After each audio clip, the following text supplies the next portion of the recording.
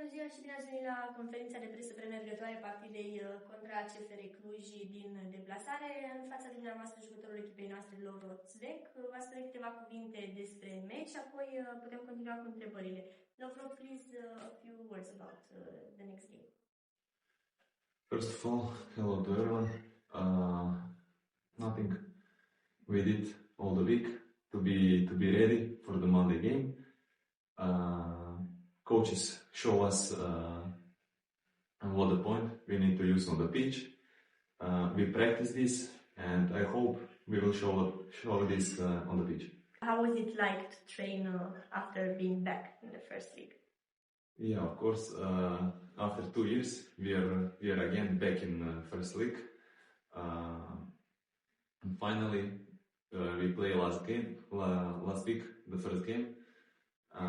We were a little bit excited, and now let's go step by step to the new game, and we will see. I hope I will do a great job. How do you see CFR now? I heard and I saw they have some problems, but we don't think about it. We thinking only about our way, what we need to do, and what we need to do on the pitch. Can it be an advantage for you that they are also playing in European competitions now? Yes, of course. It's not easy to play every 3 days.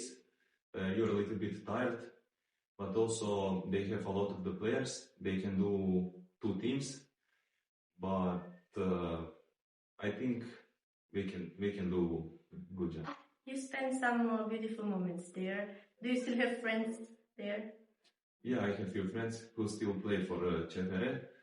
Also, how you said, I spent 2 beautiful years. I think I did their really good job, and now I go there to see also them, and I hope we'll hug each other. Are you also looking forward to be back in the city? Yes. Really, I was really happy there, and I enjoyed it. Suntem în fața unui meci dificil. Știm că CFR Cluj este o echipă foarte, foarte bună a campionatului.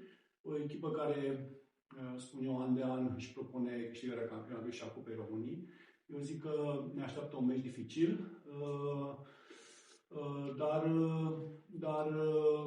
dar ce am văzut și la primul meci din campionat și săptămâna aceasta la jucătorii noștri, ne dă speranțe că putem să arătăm bine și de ce nu să ne întoarcem cu puncte din această deplasare. Cum e să pregătiți meciurile de Liga 1? Acum din nou înapoi în Liga 1. Da, așa cum vă spuneam și la începutul acestui sezon, mi-a fost dor de prima ligă, pentru că este clar, ne dorim cu toții să performăm, ne dorim cu toții să fim la cel mai înalt nivel. Mă bucur că am reușit să facem acest pas anul acesta, ne-am dorit foarte mult și mă bucur că s-a realizat lucrul acesta. Dar este o responsabilitate foarte mare. Ok, meciurile sunt mult mai cu intensitate mult mai mare. Trebuie să fim mult mai atenți, că și la primul meci trebuie să facem mai puține greșeli și cred că după primul meci am făcut o analiză corectă a meciului din prima etapă și sper ca în meciurile următoare să reușim să îmbunătățim ceea ce nu am făcut bine la primul meci. Lovro spunea că ar putea fi un avantaj faptul că CFR joacă în cupele europene. Poate să fie un avantaj, dar așa cum v-am spus, consider că cei de la CFR au un lot de jucători foarte bun. Am văzut că în ultima perioadă au reușit să mai facă câteva transferuri și cu siguranță poate vor fi modificări la nivelul primului 11, dar ei sunt competitivi indiferent de ce jucători vor evolua cu noi. Ceva probleme de lot există înaintea meciului? Nu, din fericire suntem foarte bine din punct de vedere medical, toți jucătorii sunt apți și jucătorii care au venit pe parcurs ușor ating nivelul celorlalți jucători și asta mă bucură foarte mult, deci nu avem probleme de lot și mergem cu încredere pentru această deplasare.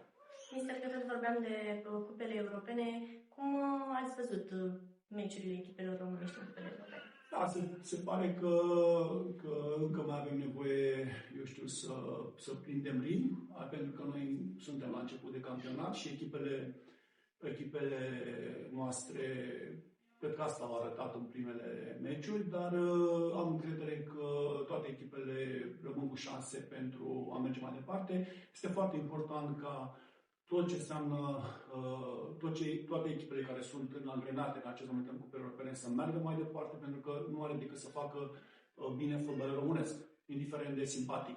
Și